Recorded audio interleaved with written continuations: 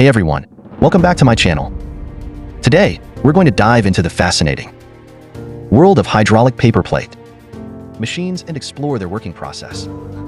Let's jump right in.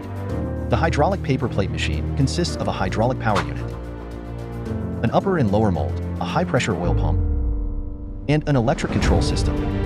This machine is designed to create plates from paper with intricate patterns and designs that will leave you in awe. I hope you enjoyed learning about this fascinating process with me. Thanks for tuning in today. If you enjoyed this video, please don't forget to hit that like button and subscribe to my channel for more exciting content like this one.